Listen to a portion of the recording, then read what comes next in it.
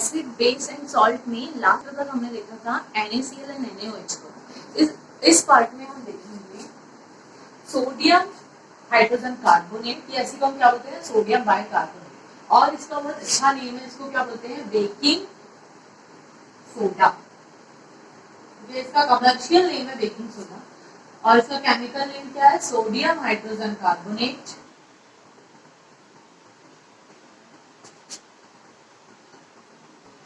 और इसको क्या बोलते हैं, सोडियम बाइकार्बोनेट। ये इसका यूज इसलिए किया जाता है, इसको बेकिंग सोडा क्यों बोला, क्योंकि बेकिंग पाउडर बनाने में इसका यूज होता है। और ये बेकिंग सोडा है, इसको आप ऐसे भी डाल देते हैं, किचन में जनरली इसका यूज होता है। ठीक है, आप जो बनाते हैं पकौड़े और कुछ बनाते हैं तो उसको क्रिस्पी बनाने के लिए आप उसमें क्या डाल देते हैं, बेकिंग सोडा। या कभी कभी आपने देखा होगा जो दाल होती है पकाने के लिए कि वो जल्दी पक जाए, मतलब कुकिंग को फास्टर बनाने के लिए भी इस बेकिंग सोडा का यूज किया जाता है। इसको डाल दिया जाता है ताकि चीजें जल्दी पक जाए। ठीक है, तो ऐसे सब में नहीं डालना है आपको, वो कुछ पता होता है जो किचन में काम करता है उसको कि किसमें काम आएगा, है ना। तो ऐसे सबको नहीं पकाता है, पर कुछ कुछ चीजों में कुकिंग को क्या करता है, फास्टर बना देता है। अब हम इसकी देखते हैं प्रिपरेशन मेथड। प्रिपरेशन इसकी कैसे की जाती है, प्रिपरेशन मेथड को। तो देखिए, जो ब्राइन सोल्यूशन होता है, अभी मैंने आपको लास्ट लेक्चर में बताया था, ब्राइन सोल्यूशन मतलब जो NaCl का एक्वस सैचुरेटेड सॉल्यूशन होता है, aqueous solution of aqueous saturated solution of NaCl, इसी को आप क्या बोलते हैं, ब्राइन, है ना। तो अमोनिएटेड जो ब्राइन होती है, अमोनिएटेड ब्राइन, इसका मतलब क्या है कि जो आपका ब्राइन का सोल्यूशन है, तो ब्राइन के सोल्यूशन में क्या होता है, NaCl होता है प्लस वाटर तो होता ही है। अमोनिएटेड मतलब कि आपने उसमें क्या पास कराई है, उस सोल्यूशन के अंदर जो ब्राइन सोल्यूशन था उसमें अमोनिया गैस को पास करवाया है। तो वैसे ही ये सैचुरेटेड था और इसमें अमोनिया गैस को पास करा दी, तो ये बन गया अमोनिएटेड ब्राइन। इस अमोनिएटेड ब्राइन की रिएक्शन जब आप किससे करवाते हैं, CO2 गैस, मतलब ये जो अमोनिएटेड ब्राइन का सोल्यूशन है इसमें CO2 गैस को आप पास करवाएंगे, तो पास करवाने पर बनता है सोडियम हाइड्रोजन कार्बोनेट। और इसके साथ बनता है, देखिए यहाँ से ये सोडियम, इसके साथ आकर क्या बना ली, कार्बोनेट का कंपाउंड, और इसके साथ बनता है NH4Cl। ये तो है हमारा, ये लिखा हुआ है सोडियम बाइकार्बोनेट, और इसको बोलते हैं अमोनियम क्लोराइड। तो यहाँ पर क्या होता है कि जब आप अमोनिएटेड ब्राइन में CO2 को पास करवाते हैं तो ये दोनों फॉर्म होते हैं, लेकिन इसकी जो सॉल्युबिलिटी होती है, इसकी लो सॉल्युबिलिटी के कारण, ड्यू टू लो सॉल्युबिलिटी, ये किस फॉर्म में आ जाता है, ये व्हाइट PPT के फॉर्म में आपको यहाँ पर मिल सकता है। ठीक है, ये वैसे भी सॉलिड फॉर्म में होता है। तो देखिए, जितने भी कंपाउंड सॉलिड फॉर्म में होते हैं, ठीक है, वो हमेशा जब वो फॉर्म होते हैं तो वो प्रेसिपिटेट को देते हैं। ये इसकी क्या होगी, प्रिपरेशन मेथड। अब हम इसके बाद देखते हैं इसकी properties, properties of baking soda. तो बेकिंग सोडा जो है, पहला तो ये किस कलर का है, ये व्हाइट कलर का है, व्हाइट क्रिस्टलाइन है, सॉलिड है। ठीक है, दूसरा है कि ये बेसिक नेचर का होता है। बेसिक नेचर का क्यों होता है, क्योंकि ये एसिड को न्यूट्रलाइज करता है, तो बेस है, मैंने पढ़ाया ना बेस और अल्कलाइन में डिफरेंस। तो ये बेस तो इसलिए होता है क्योंकि ये एसिड को न्यूट्रलाइज कर देता है ना, तो इट न्यूट्रलाइजेस एसिड, ये भी एसिड को न्यूट्रलाइज कर देगा। और ये एल्कलाइन सॉल्यूशन को फॉर्म करता है, किसमें, वाटर में। ये वाटर सॉल्युबल होते हैं, तो ऐसी बेस जो वाटर में सॉल्युबल हो जाए उनको हम क्या बोल देते हैं, एल्कलाइन, है ना। तो ये वाटर में सॉल्युबल होती है, water soluble, it is water soluble. तो ये जब वाटर सॉल्युबल है तो ये किसको फॉर्म करती है कि एल्कलाइन सोल्यूशन को फॉर्म करते हैं। और इसको फिर हम क्या बोलते थे, एल्केलाई भी बोलते हैं, इसीलिए NaHCl। इसके बाद इसका एक्शन देखिए कि यदि हमने क्या किया, इसको हीट किया, एक्शन ऑफ हीट,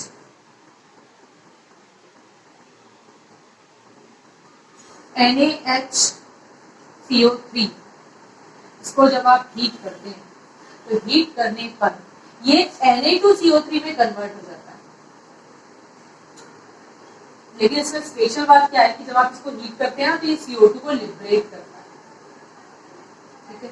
ये कंपाउंड बनते हैं इसको हीट करने पर, CO2 गैस क्या होती है, लिबरेट हो जाती है। इसकी इसी प्रॉपर्टी के कारण तो इसको किसको बनाने में, जो बेकिंग पाउडर बनता है ना, उसको बनाने में इस बेकिंग सोडा का यूज किया जाता है। क्यों? क्योंकि जब आप बेकिंग पाउडर जिसमें भी डालते हैं तो आप उसको हीट करते हैं ना, मैं अभी यूजेस में समझाती हूँ, ठीक है। इसके बाद हम इसके यूजेस देखते हैं। तो इसके यूजेस इसके क्या है, बेकिंग सोडा के पहला और इम्पोर्टेंट यूज इसका ये है कि use in making baking soda.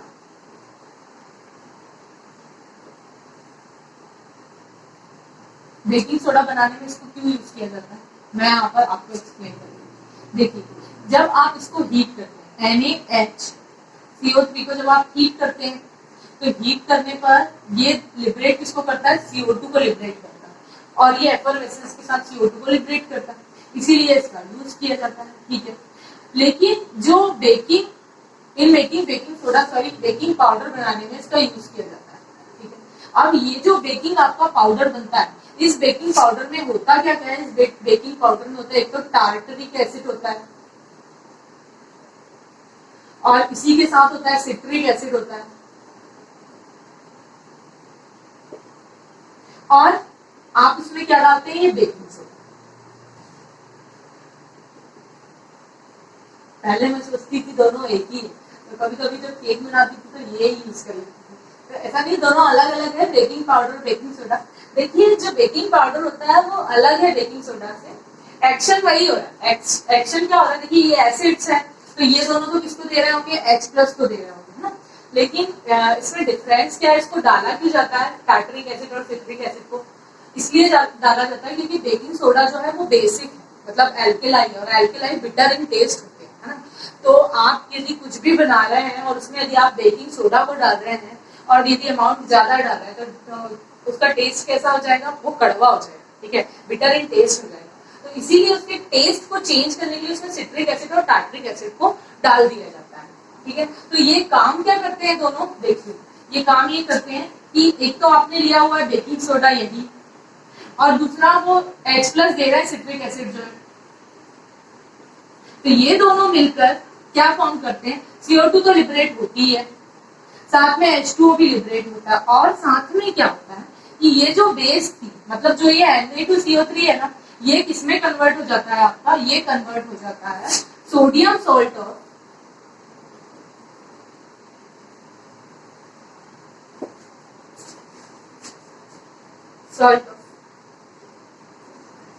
Tartaric acid और सिट्रिक एसिड, मतलब इन दोनों के सॉल्ट्स फॉर्म हो जाते हैं, तो उसका क्या हो जाता है, टेस्ट अलग आ जाएगा, और यदि ये रहेगी तो उसका फिर वो टेस्ट अलग आता है, ठीक है। तो बेकिंग सोडा बेकिंग पाउडर बनाने में इनका यूज किया जाता है। जब उसमें क्या होता है कि जैसे आपने किसी भी मटेरियल को डाला, किसी भी मटेरियल में आपने इसको डाला, बेकिंग सोडा को डाला, बेकिंग पाउडर को डाला, बेकिंग पाउडर को डालने के बाद आपने हीट किया, तो हीट करने पर ये कंपाउंड्स फॉर्म हो जाते हैं। अब देखिए, ये जो CO2 है, ये CO2 गैस है, और गैस लिक्विड के अंदर से बाहर निकलेगी, ठीक है, और साथ में आप उसको हीट दे रहे हैं, तो जो आपका लिक्विड सब्सटेंस है, आप उसको बेक कर रहे हैं तो वो पक भी रहा है, ठीक है, तो वो लिक्विड से सॉलिड में आएगा और CO2 बाहर निकलेगी, तो वो जहां से निकलती है वहां पर क्या हो जाता है, होल हो जाता है। इसीलिए आपका जो स्टफ बनता है या आपका जो बनता है, जो भी आप पकाते हैं, वो कैसा होता है, फ्लफी होता है, ठीक है, लाइट वेट होता है।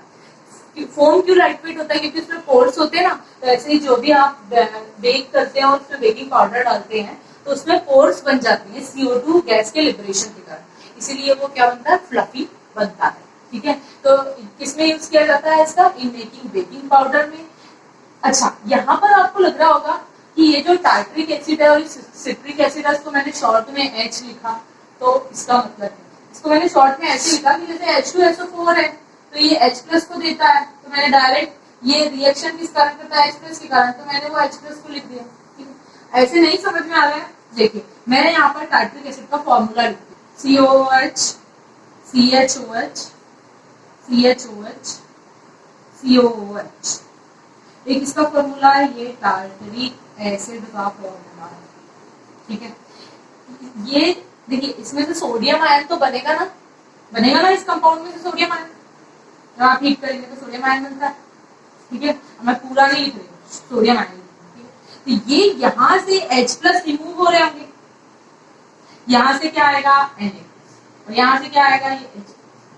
ये H प्लस क्या करेगा कि मतलब ये Na क्या करेगा, यहाँ से इस H प्लस को हटा देगा ये, और खुद अटैच हो जाएगा, और कंपाउंड क्या बनाएगा, CONA CHONA CHONA COONA, यही है वो सोडियम सॉल्ट ऑफ, आप इसको क्या बोलेंगे, sodium salt of tartaric acid, sodium salt of tartaric acid. तो ये आपके कुछ काम का नहीं है, बस मैंने ऐसे ही बता दिया आपको, इसको दिखाने के लिए, है ना। ऐसे ही सिट्रिक एसिड भी होता है, CH2 COOH CHOH COOH CH2 COOH, ये क्या होता है आपका सिट्रिक एसिड। इसकी रिएक्शन सैनी से कराएंगे तो बस ये कंपाउंड में यहाँ पर क्या बन जाएगा, ऐसे ही बन जाएगा, CH2COONA CHOH COONA और CH2COONA, ये बन जाएगा। इसको आप क्या बोलेंगे, sodium salt of citric acid. ठीक है, तो ये रिएक्शन होती है, मैंने समझाने के लिए। और क्या इसके यूजेस होते हैं, और ये इसके यूजेस होते हैं, दूसरा इसका इंपॉर्टेंट यूज है, मैं यहाँ लिख रही हूँ, दूसरा इसका इंपॉर्टेंट यूज है in making,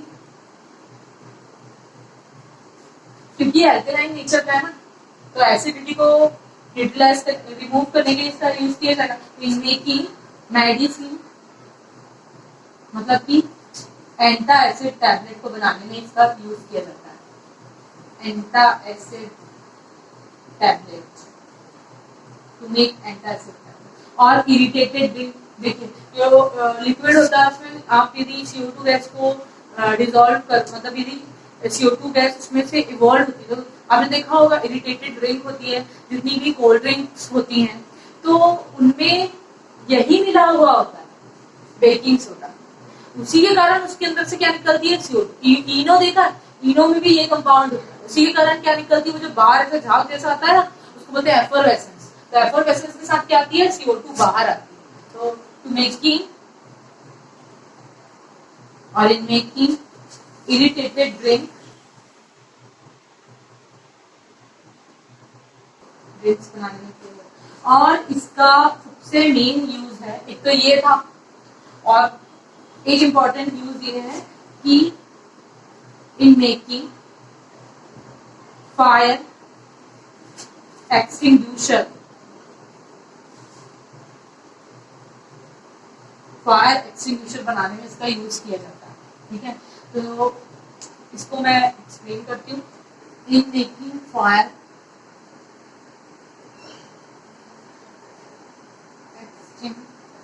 extinguisher, fire extinguisher को बनाने में इसका यूज कैसे किया जाता है, देखिए आपने देखा होगा कि कहीं पर भी ऑफिस, किसी भी ऑफिस में या किसी भी पब्लिक प्लेस पर जैसा रेड कलर का बॉक्स रखा हुआ होता है, उसको हम फायर एक्सटिंग्विशर बोलते हैं। तो कभी आग लग जाती है तो फिर हम उसका यूज करते हैं, है ना। तो ये फायर एक्सटिंग्विशर काम क्या करता है, उसमें भी इस बेकिंग सोडा का यूज होता है। देखिए वो जो आपको ऐसा रेड कलर का बॉक्स दिखता है ना, उस रेड कलर के बॉक्स के अंदर यहाँ पर H2SO4 का सोल्यूशन, उसके अंदर का मैं स्ट्रक्चर बता रही हूँ, H2SO4 का सोल्यूशन रखा हुआ होता है, ठीक है। और यहाँ पर क्या रखा हुआ होता है, NaHCO3 रखा हुआ होता है, NaHCO3, ठीक है। फिर इसको आपने देखा यहाँ पर इसकी एक नॉब होती है ना, और यहाँ पर ये कुछ इस टाइप का दिखता है, एक नॉब होती है, तो उस नॉब को प्रेस करना पड़ता है, ठीक है। उस नॉब को आप जैसे ही प्रेस करते हैं तो क्या होता है कि यहाँ से ये जो H2SO4 है ये खुल जाता है और ये यहाँ पर आकर मिक्स हो जाता है इसके साथ। अब देखिए यदि इन दोनों की रिएक्शन होगी तो क्या बनेगा, यदि NaHCO3 रिएक्ट होता है H2SO4 के साथ तो ये फॉर्म करता है Na2SO4 को प्लस CO2 को और H2O को, तो लार्ज अमाउंट में किसको बनाता है, CO2 को बनाता है इमीडिएटली। और ये रिएक्शन इतनी फास्ट होती है, तुरंत हो जाती है। जैसे आप इसके नॉब को प्रेस करते हैं तो ये लिक्विड यहाँ पर गिर जाता है, दोनों रिएक्ट कर जाते हैं, CO2 गैस फॉर्म हो जाती है। फिर उसी CO2 गैस का आप क्या करते हैं, जो फायर होती है उस पर स्प्रे कर देते हैं, है ना। तो इन मेकिंग फायर एक्सटिंग्विशर में भी इसका यूज किया जाता है। मैं आपको ये जो पिक दे रही हूँ, इस पिक से आप इसको वर्ड फॉर्म में नोट्स में छाप लीजिएगा, क्योंकि ये जो इन मेकिंग फायर एक्सटिंग्विशर और इन मेकिंग बेकिंग पाउडर, ये दोनों जो है ये बहुत इंपॉर्टेंट है, ठीक है। एग्जाम के पॉइंट ऑफ व्यू से ये बहुत इंपॉर्टेंट है, बहुत पसंद है एग्जामिनर्स को, तो ये पिक से आप नोट कर लीजिएगा। नेक्स्ट सॉल्ट है वॉशिंग सोडा। वॉशिंग सोडा का ये फॉर्मूला होता है Na2CO3 into 10H2O। ये इसका कमर्शियल नेम है वॉशिंग सोडा। इसका केमिकल नेम क्या होता है, इसको बोलते हैं सोडियम कार्बोनेट डेकाहाइड्रेटेड। देखो जो वन होता है तो वन के लिए हम क्या बोलते हैं, मोनो केमिस्ट्री में, ठीक है। वैसे टू के लिए क्या बोलते हैं, डाई ट्राई, ऐसे आगे बोलते जाते हैं ना। तो 10 को हम क्या बोलते हैं, डेका। तो इसमें कितने वाटर के मॉलिक्यूल है, 10, इसीलिए इसको क्या बोलते हैं, वाटर को बोलेंगे हाइड्रेटेड, और 10 मॉलिक्यूल है इसलिए इसको क्या बोलते हैं, डेका हाइड्रेटेड, ठीक है। अब देखिए जब ये Na2CO3 ये अभी हाइड्रेटेड फॉर्म में है तो ये वॉशिंग सोडा है। लेकिन यदि ये एनहाइड्रस फॉर्म में होगा Na2CO3,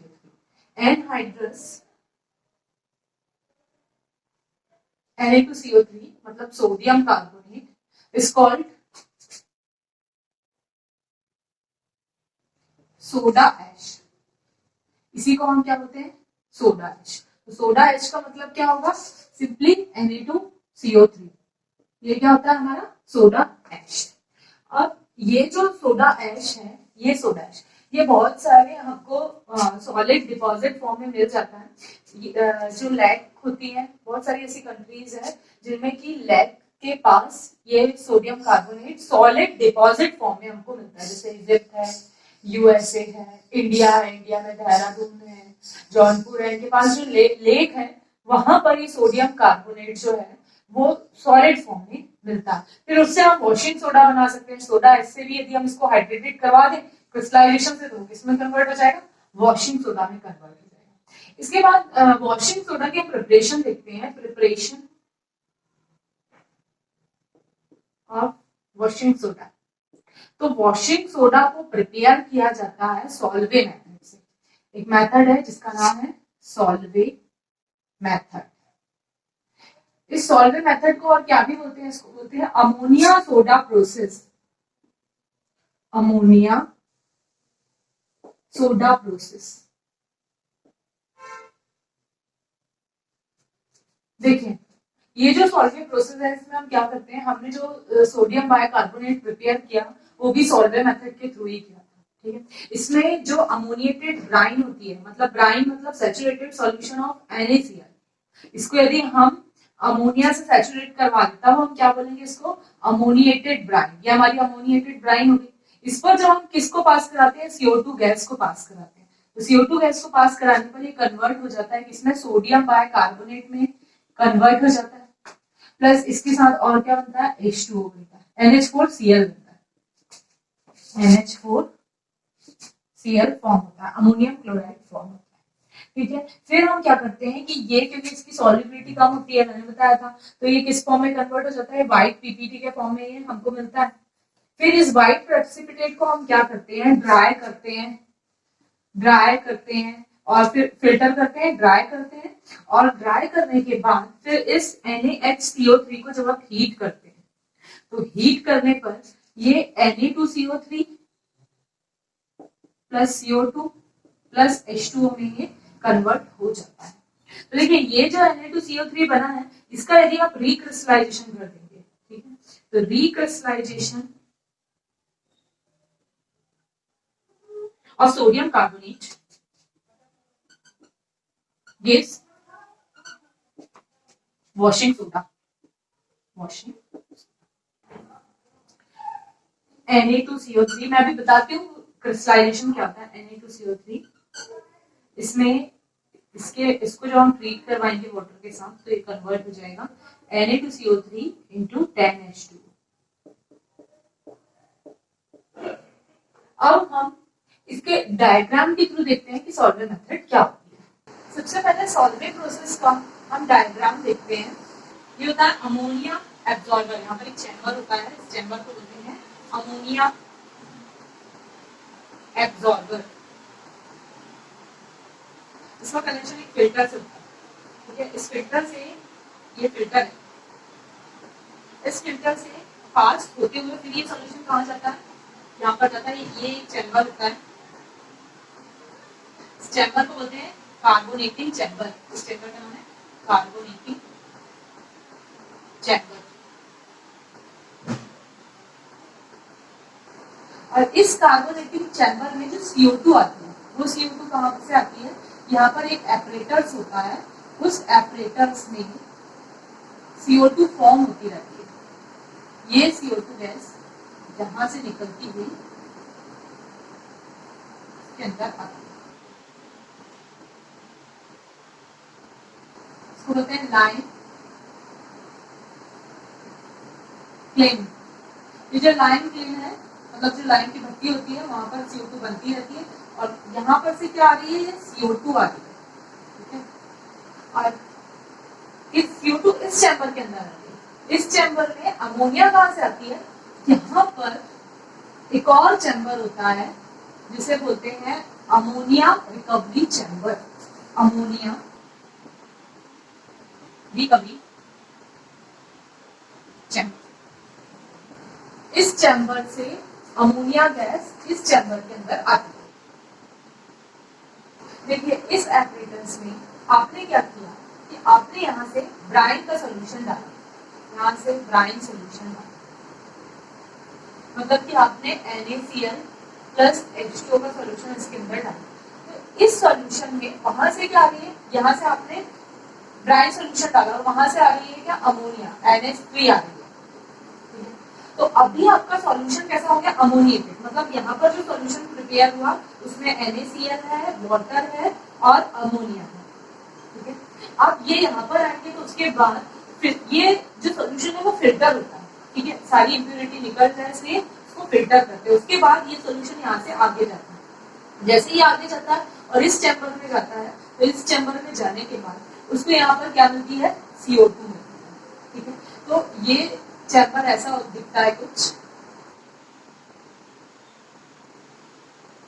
तो यहाँ पर आने के बाद इस सॉल्यूशन में क्या भी मिक्स हो गई, CO2 मिक्स हो गई, ठीक है। अब यहाँ पर रिएक्शन कंप्लीट हो जाती है और कंप्लीट होने के बाद यहाँ पर क्या फॉर्म होता है, NaHCO3 फॉर्म हो जाता है, ठीक है। और इसके साथ क्या फॉर्म होता है, NH4Cl फॉर्म होता है। तो देखिए ये जो NaHCO3 फॉर्म होता है सोडियम बाइकार्बोनेट, उसको नीचे से कलेक्ट कर लिया जाता है, वो यहाँ पर कलेक्ट होता है, ठीक है, इस चैम्बर में। और बाकी जो आपका अमोनियम क्लोराइड बनता है उस अमोनियम क्लोराइड को इस चैम्बर में भेज दिया जाता है। तो यहाँ से ये जो अमोनियम क्लोराइड बना हुआ, ठीक है, दोनों साथ में ही निकलते हैं लेकिन ये व्हाइट क्रिस्टलाइन सॉलिड होता है, इसलिए आप ऐसे समझिए कि इसी सॉल्यूशन में से किसको फिल्टर करके निकाल लिया जाता है, इसको अलग फिल्टर करके निकाल लिया जाता है। देखिए इस सॉल्यूशन में दोनों सोडियम बाइकार्बोनेट भी है और अमोनियम क्लोराइड भी है, ठीक है। ये अमोनियम क्लोराइड को हम आगे पास करा देंगे इस चैम्बर में और जो हमको फिल्टर होने के बाद जो व्हाइट पीपीटी मिलता है वो हम कलेक्ट कर लेते हैं, इसका सोडियम बाइकार्बोनेट का। अभी हमने अमोनियम क्लोराइड को बाहर भिजा दिया। फिर इस सोडियम बाइकार्बोनेट जो है इसको आप क्या करते हैं, जब हीट करते हैं तो हीट करने पर ये किसको दे देता है, Na2CO3 को दे देता है। फिर इसका आप क्या करवाते हैं, रिक्रिस्टलाइजेशन करवाते हैं। रिक्रिस्टलाइजेशन पर ये क्या देता है, Na2CO3 इंटू 10H2O देता है, जो कि हमारा क्या है, वॉशिंग सोडा है। अब देखिए ये अमोनियम क्लोराइड यहाँ पर आया तो आपको क्या मिलेगा, देखिए ये वाला जो चैम्बर है ना, ये CO2 आ रही है, तो इस चैम्बर में क्या होता है, इस चैम्बर में रखा हुआ होता है CaCO3, जिसको क्या बोलते हैं, लाइमस्टोन। ये लाइमस्टोन को जब आप हीट करते हैं तो हीट करने पर ये CaO प्लस CO2 में ये कन्वर्ट हो जाता है, ठीक है। तो CO2 गैस तो यहाँ से निकल गई, वो गैस की तो ऊपर से वो यहाँ से निकल गई, और ये CaO आपको कहाँ मिल जाएगा, यहाँ पर कलेक्ट होके मिल जाएगा, ठीक है। अब ये है आपका CaO, इस CaO को आप किसमें पास करवाते हैं, इस चैम्बर में पास करवाते हैं। यहाँ से क्या गया आपका CO, और यहाँ से क्या आया, अमोनियम क्लोराइड NH4Cl आ गया, ठीक है। अब इस चैम्बर में ये दोनों रिएक्शन करते हैं, मतलब कि क्या क्या, अमोनिया रिकवरी चैम्बर में कैल्शियम ऑक्साइड और अमोनियम क्लोराइड ये दोनों रिएक्ट होते हैं, और रिएक्ट होने के बाद ये फॉर्म करते हैं CaCl2 को, प्लस अमोनिया का प्रोडक्शन करते हैं और वाटर का मॉलिक्यूल बनता है। तो इसमें ये जो अमोनिया बन रही है उस अमोनिया को हम कहाँ पास करवा देते हैं, उसका हम कनेक्शन कहाँ करते हैं, इस अमोनिया एब्जॉर्बर चैम्बर में करते हैं, ठीक है। तो यहाँ से क्या हो गया, हमारा यूज हो गया, जो हमने कैल्शियम कार्बोनेट लिया था उससे जो CO निकल रहा था उसका यूज हो गया, और ये जो इसका बाय प्रोडक्ट था, मतलब दोनों बाय प्रोडक्ट की यदि हमने रिएक्शन करवाने पर हमको क्या मिल रहा था, अमोनिया। तो वही है अमोनिया रिकवरी चैम्बर, ठीक है। तो ऐसी होता है ये क्या, सॉल्वेट प्रोसेस। मैं फिर से एक बार एक्सप्लेन करूँ, देखिए ये अमोनिया एब्जॉर्बर चैम्बर है, इसमें क्या आप ब्राइन का सोल्यूशन पास करवाते हैं, तो ब्राइन के सोल्यूशन में क्या मिक्स हो जाती है, अमोनिया गैस मिक्स हो जाती है, उसको फिल्टर करते हैं। फिर कार्बोनेटिक चैम्बर में हम उसकी रिएक्शन किससे करवाते हैं, CO2 से करवाते हैं। तो फाइनली हमारा क्या फॉर्म हो जाता है, सोडियम बाइकार्बोनेट, उसको हीट करेंगे तो सोडियम कार्बोनेट बनता है, उसका क्रिस्टलाइजेशन करेंगे तो Na2CO3 into 10H2O washing soda हमारा बन जाता है, ठीक है। और ये तो व्हाइट सॉलिड प्रेसिपिटेट के फॉर्म में मिल जाता है, और जो अमोनियम क्लोराइड होता है उसको हम अमोनिया रिकवरी चैम्बर में भेज देते हैं, ठीक है।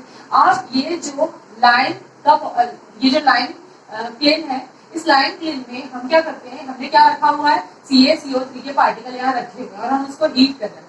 तो हीट करने पर क्या होता है कि हीट करने पर वो CaO और CO2 का फॉर्मेशन करता है, ठीक है। तो CO2 को हम इस चैम्बर में भेज देते हैं, और जो कैल्शियम ऑक्साइड होता है इसमें हम वाटर भी पास करवाते हैं, इसमें हम वाटर मिला देते हैं। देखिए जो क्विक लैम होता है उसमें वाटर को आप मिलाते हैं तो क्या बन जाता है, कैल्शियम हाइड्रोक्साइड बन जाता है। तो इसको हम CaO के फॉर्म में यहाँ नहीं भेजते हैं, हम किसके फॉर्म में भेजते हैं, इसको कैल्शियम हाइड्रोक्साइड के फॉर्म में हम यहाँ इसको भेजते हैं, ठीक है। इसकी reaction CaOH taken twice water के साथ पहले इसकी रिएक्शन करवाते हैं, फिर इस कैल्शियम हाइड्रोक्साइड को हम इस चैम्बर में भेजते हैं, तो इसकी रिकवरी हो जाती है, अमोनिया की रिकवरी हो जाती है। ये थी सॉल्वेट प्रोसेस। इसके बाद हम वॉशिंग सोडा की प्रॉपर्टी देखते हैं, प्रॉपर्टीज ऑफ वॉशिंग सोडा। इसकी प्रॉपर्टी फर्स्ट तो क्या है, इट इज क्रिस्टलाइन, ये ट्रांसपेरेंट क्रिस्टलाइन सॉलिड होता है, इट इज ट्रांसपेरेंट, जो कि कैसे एग्जिस्ट करता है, जो कि एग्जिस्ट करता है Na2CO3 इंटू 10H2, डेकाहाइड्रेटेड फॉर्म में ये एग्जिस्ट करता है, ठीक है। दूसरा ये एल्केलाइन इन नेचर होता है, एल्केलाइन इन नेचर, क्यों, क्योंकि ये वाटर में सॉल्यूबल है, ठीक है, because it is soluble in water, neutralises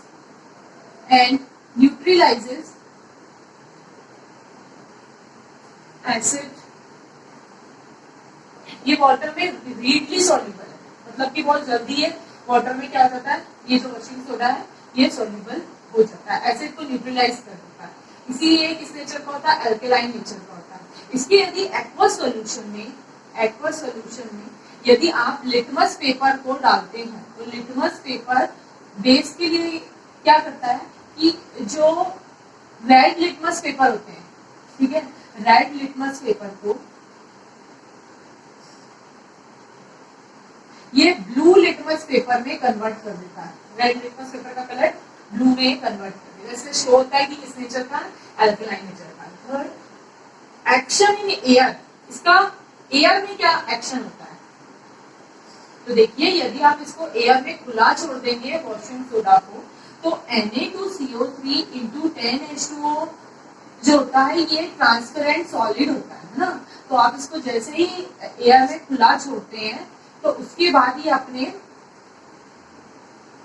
exposure to air, तो उसके बाद ये अपने में से क्या करता है, 9 वाटर मॉलिक्यूल को लूज कर देता है और क्या बनाता है, Na2CO3 into H2, मतलब कि मोनोहाइड्रेटेड सोडियम कार्बोनेट को ये फॉर्म करता है और ये कन्वर्ट हो जाता है किसमें, पाउडर फॉर्म में, मोनोहाइड्रेटेड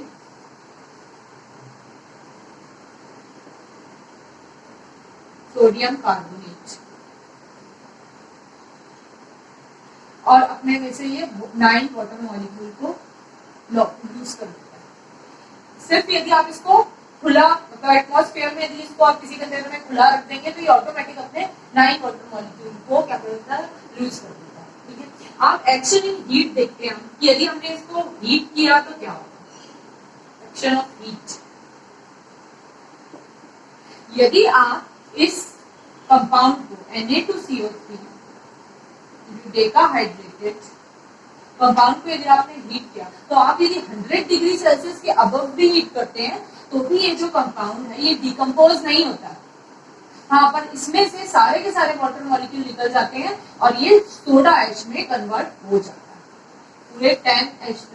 पूरे 10H2O मॉलिक्यूल इसमें से रिमूव हो जाएंगे और ये एनहाइड्रस कंपाउंड में कन्वर्ट हो जाएगा। हाइड्रेटेड से किसमें चला जाएगा, एनहाइड्रस कंपाउंड में, अबव 100 डिग्री सेल्सियस, पर ये डिकम्पोज नहीं होगा। इसको क्या बोलते हैं हम, सोडा एच।